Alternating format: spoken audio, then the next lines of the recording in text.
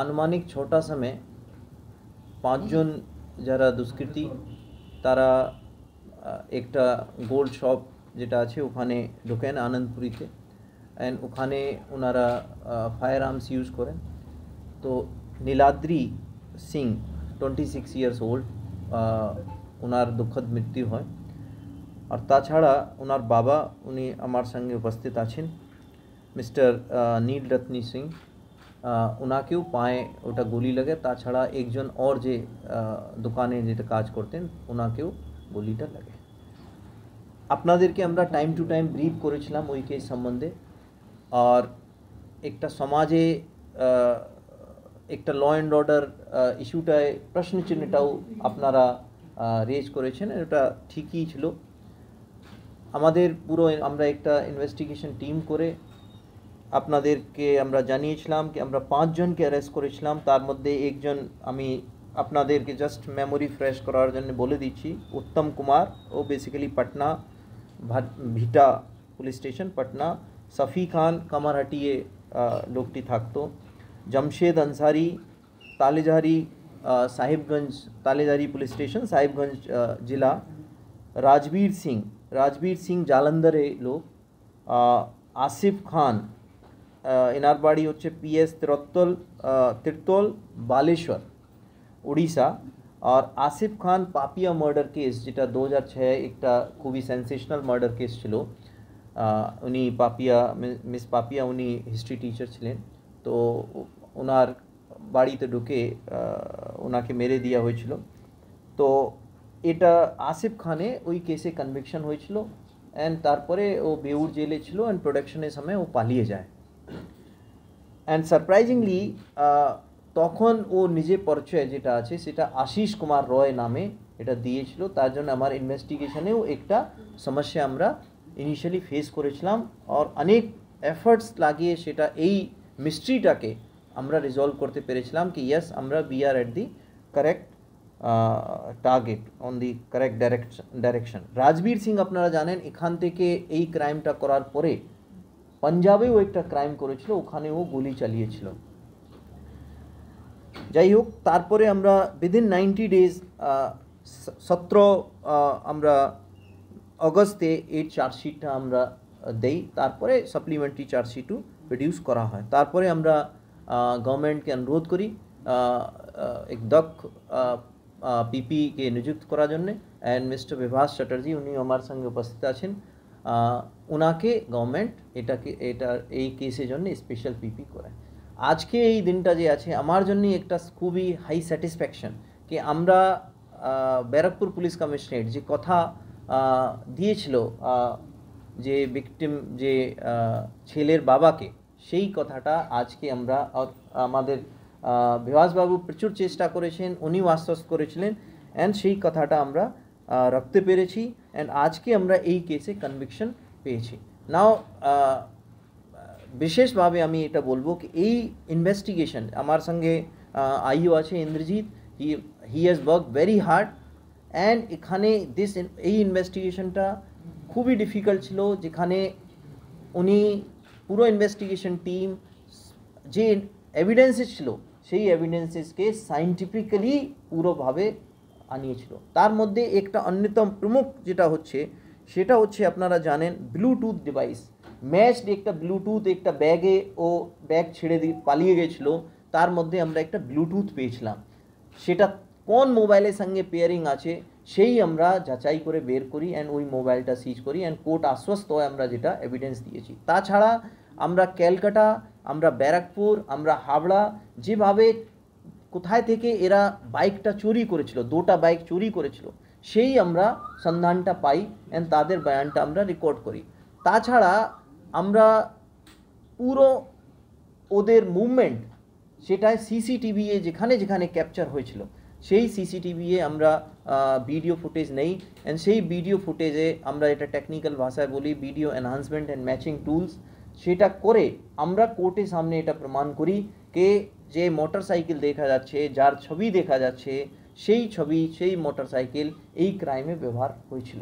Court সেটাকে আশ্বস্ত হয়। তাছাড়া আমরা গেট প্যাটার্ন যেভাবে মানুষ চলে সেই গেট প্যাটার্নটাও আমরা এখানে ব্যবহার করি।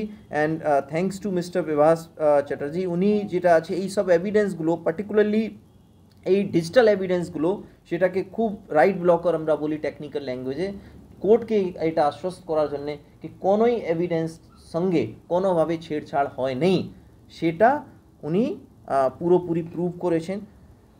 টিআর দিয়ে আমরা এটা কোর্টকে এটা আশ্বস্ত করি কি এদের মুভমেন্ট সঙ্গে এদের মিলছে, কেন কি এটা কোনো ডাইরেক্ট এভিডেন্স ছিল না, কেউ ওকে চিনতো না, তাহলে এই কেসটা খুব ডিফিকাল্ট ছিল। And because it is a 396 case, তো definitely court needs very strong evidences. তো finally within a period of 1 year 3 months আমরা 15 মাসের মধ্যে এটা কনভিকশন, আজকে কনভিকশন হয়েছে। অ্যান্ড আই থিঙ্ক 2 তারিখ যেটা আছে ওদের সাজা হবে, লেকিন কনভিকশন কোন কোন সেকশনে হয়েছে সেটা আপনাদের কি আমি জানাবো। কনভিকশন বেসিক্যালি हाँ यस 396, 397, 326, 120B, 307, 25, 27, 35 आर्म्स एक्ट আমরা ডিটেলে আপনাদেরকে দিয়ে দেবো। And all credit goes to mister Bibhas Chatterjee. Charge আমরা ফ্রেম হয়েছিল এই কেসে 18th of December 2023 and evidence start হয় জানুয়ারি মাসে 2024-এ।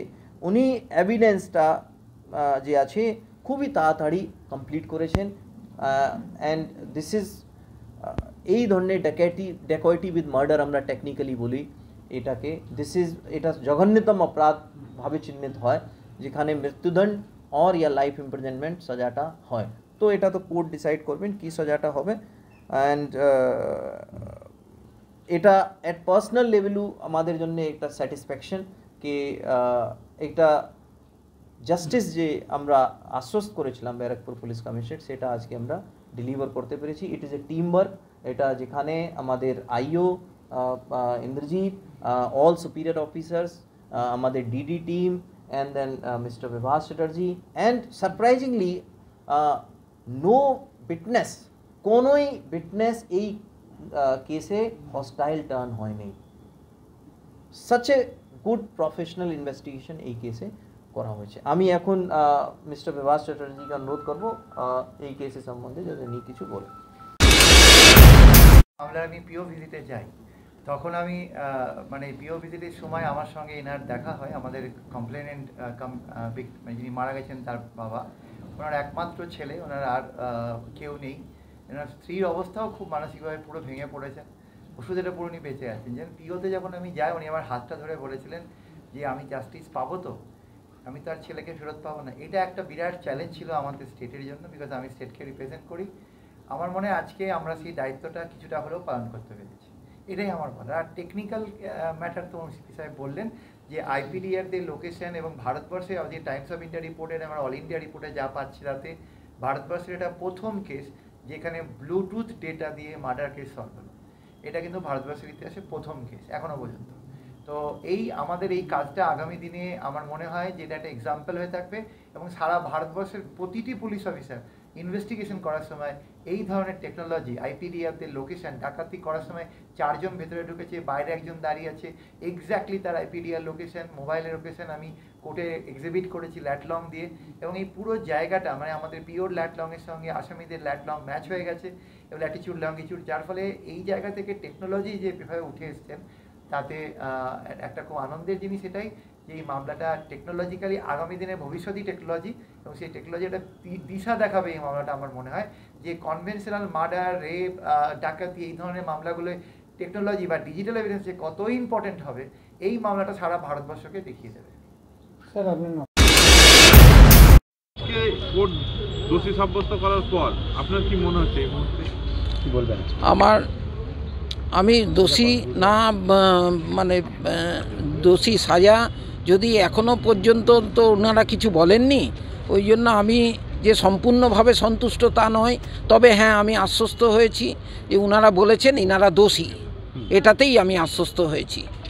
এইবার দেখা যাক এখন কি হয়। সোমবার দিন, আগামী সোমবার 2 তারিখ পড়েছে বোধহয়, 2 তারিখে আমি চাই এদের ফাঁসি হোক, প্রত্যেকেরই ফাঁসি হোক, আমরা এটাই চাই এবং আমরা প্রত্যেকেই চাই।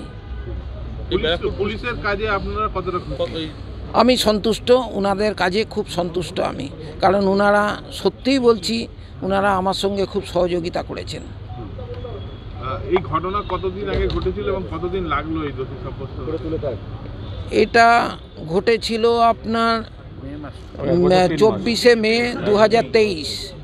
1 বছর 3 মাস।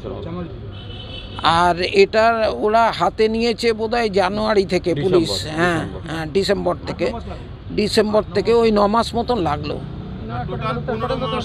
টোটাল 15 মাস সময় লেগেছে। হ্যাঁ, টোটাল 15 মাস সময় লেগেছে। এটা যথেষ্ট তাড়াতাড়ি হয়েছে আমি মনে করি, কারণ এর আগেও আমি অনেক ব্যাপারে এইসব ব্যাপারে দেখেছি, কিন্তু এতটা আগে হয়নি। যাই হোক, মহামান্য আদালত অনেক চেষ্টা করেছে যাতে এদেরকে তাড়াতাড়ি একটা শাস্তির ব্যবস্থা করা যায়। আপনার নাম? আমার নাম নীলরতন সিংহ।